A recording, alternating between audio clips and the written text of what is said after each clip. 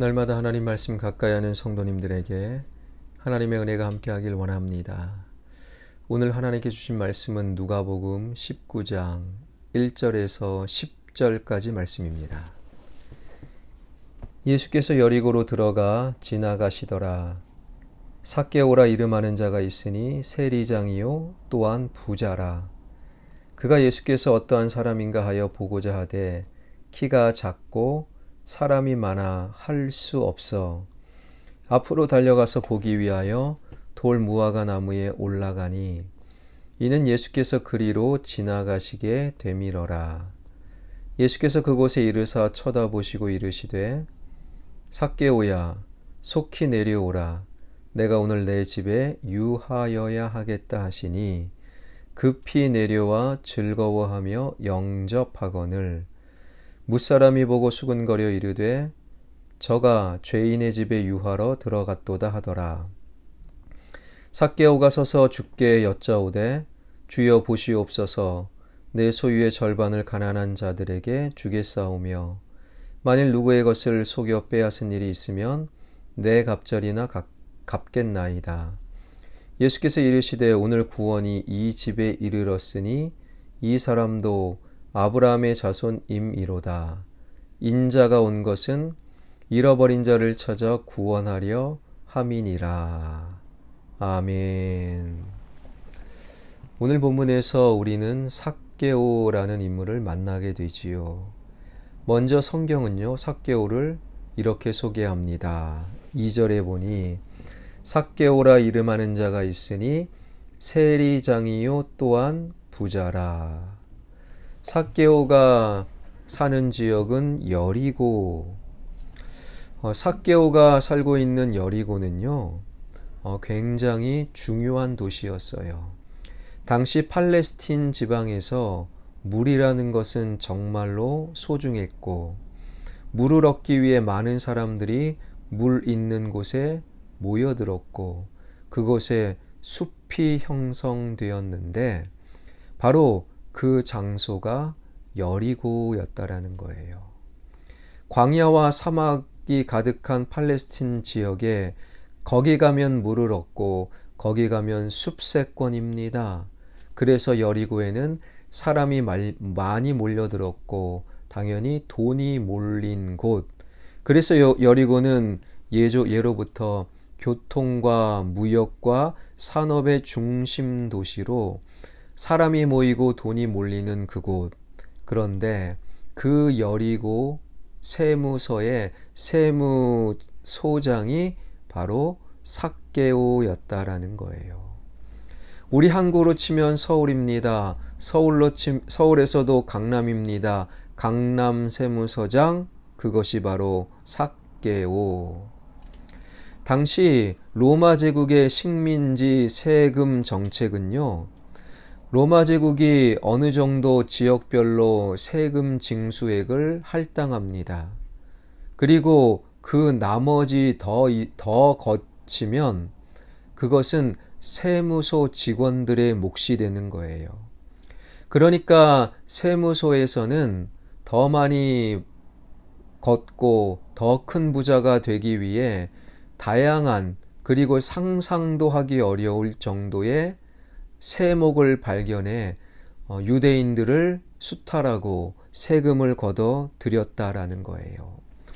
그리고 로마 당국이 정한 금액을 보내고 나머지들은 자신들의 주머니로 자신의 것으로 삼으니 당시 세리들은 동족의 피를 빨아 먹었지만 매국노지만 굉장히 경제력이 있는 부자였다라는 거예요.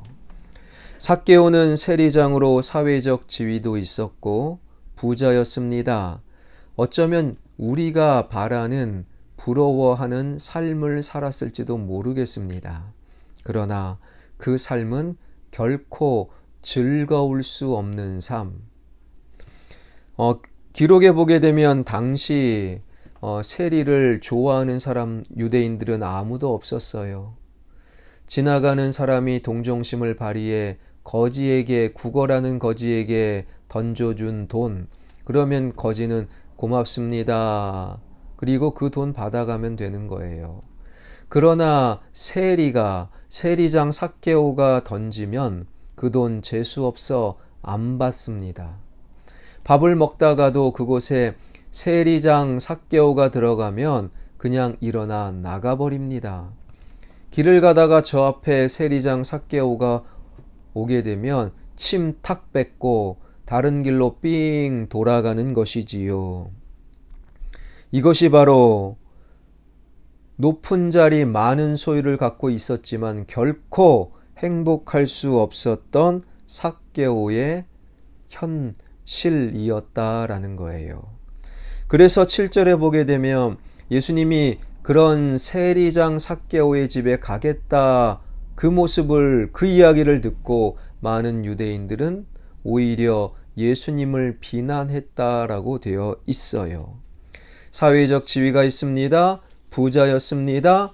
그러나 결코 세리장 삭개오는 즐거워할 수가 없는 오늘의 삶을 그냥 살고 있었다라는 거예요. 그런 삭개오에게 예수님에 대한 소식이 들려옵니다. 그분은 38년 된 병자를 고치시고 안진뱅이를 일으켜 세우시고 죽은 자를 살리신 그 예수님을 믿으면, 예수님을 가까이 하면 그 삶이 즐거워진다. 그분은 그리스도시고 예수 그리스도를 믿으면 하나님 나라 갈 수 있다. 그런데 바로 그분이 여리고에 오신다라는 소식을 듣게 된 거예요. 그리고 삭개오의 마음속에 나도 한번 예수님을 만나봐야지. 그리고 오늘 본문 3절에 보니 그가 예수께서 어떠한 사람인가 하여 보고자 하되 키가 작고 사람이 많아 할 수 없었다. 두 가지 문제가 생긴 겁니다. 키가 작습니다. 사람이 많은 거예요. 그러니 어찌할 수 없이 예수님은 봐야겠는데 어찌할 수 없이 달려가 돌 무화과 나무에 오르게 되었다라는 거예요. 그런 삭개오를 모를 리가 없었던 우리 주님께서 그냥 그 나무 지나치지 아니하시고 삭개오 앞에 떡하니 서시더니 이런 말씀하십니다. 5절입니다. 예수께서 그곳에 이르사 쳐다보시고 이르시되 삭개오야 속히 내려오라. 내가 오늘 내 집에 유하여야 하겠다. 참으로 귀한 말씀입니다. 먼저 주님은 이름을 부르시죠. 삭개오야. 성경도 그렇고 오늘날도 그러지요. 이름을 부른다라는 것은 사랑과 관심의 표현이에요. 예전에 어르신들, 특별히 남편들은 아내를 부를 때 보선이 엄마, 은성이 엄마, 그렇게 누구누구 엄마라고 이름을 부르지 않고 엄마라고 부르지요. 그것은 여러 가지 이유가 있겠지만 그러나 이름을 부를 때 더 사랑스럽게 느껴지는 거예요. 이름을 부르면 더 관심 받는 느낌을 받게 되는 것이지요. 그런데 삭개오를 향해 이름을 부르시는 주님, 삭개오야. 김춘수 시인의 꽃이라는 시가 떠오릅니다. 내가 그의 이름을 불러주기 전에는 그는 다만 하나의 몸짓에 지나지 않았다. 내가 그의 이름을 불러주었을 때 그는 나에게 와서 꽃이 되었다. 삭개오야, 이름을 부르시는 주님, 그러면서 내려오라. 그런데 어떻게 내려오라고요? 속히 내려와라. 지방에 살던 학생들이 서울에 와서 공부하고 대학 다니고 여름방학 겨울방학이 되면 다시금 지방에 자기 집으로 내려가지요. 어머니에게 전화합니다. 아버지에게 전화합니다. 어머니 아버지 이제 방학을 맞이해서 고향에 갑니다. 그럴 때 어머니들은 대개 빨리 와라 빨리 와라. 아니 내려가고 있는데 빨리 가고 싶다고 빨리 갈 수 있나요? 차에 오르고 기차에 오르면 기차가 가는 대로 가면 될 것을 그런데 기차 타고 차 타고 내려오는 자녀들에게 빨리 와라, 빨리 와라. 그렇게 말씀하시는 어머니의 이야기. 여러분, 이것은 자녀들을 보고 싶어 하는 부모의 마음이 담겨져 있는 것 아니겠습니까? 삭개오야, 내려와라.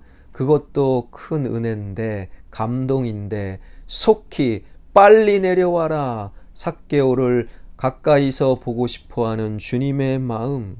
그리고 예수님은 이렇게 말하지요. 오늘 밤 너희 집에서 내가 자겠다. 너희 집에서 머물겠다. 예수님과 만나 삭개오는 나무에서 급히 내려와 예수님을 자기 집으로 모시고 가지요. 이때 놓치지 말아야 하는 아주 중요한 단어가 6절에 있는데, 급히 내려와 즐거워하며 영접하거늘. 즐거워하며, 성경에 밑줄 긋는 분들은 밑줄이 그어져 있어야 합니다. 그러니까 삭개오가 예수님을 만나기 전과 예수님을 만난 후 결정적으로 달라진 것이 바로 즐거워졌다라는 거예요.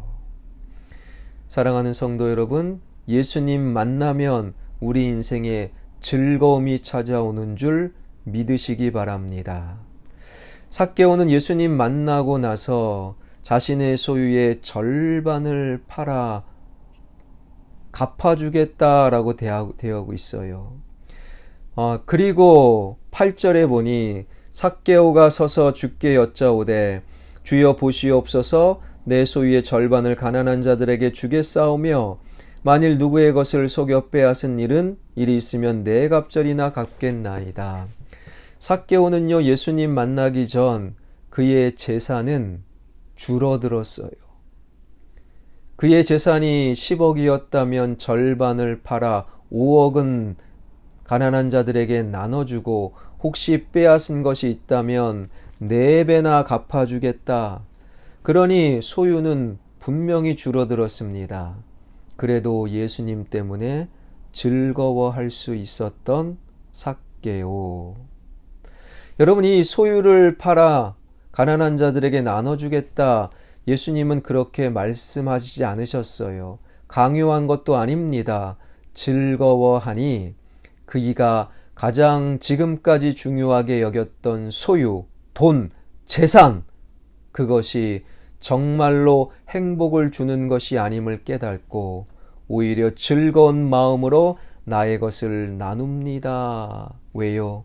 예수님 때문에 즐거워졌기 때문이라는 거예요. 파스칼은 이런 말을 했습니다. 사람의 마음에는 큰 구멍이 있다. 그 구멍은 돈으로도 쾌락으로도 명예로도 철학으로도 채울 수가 없다.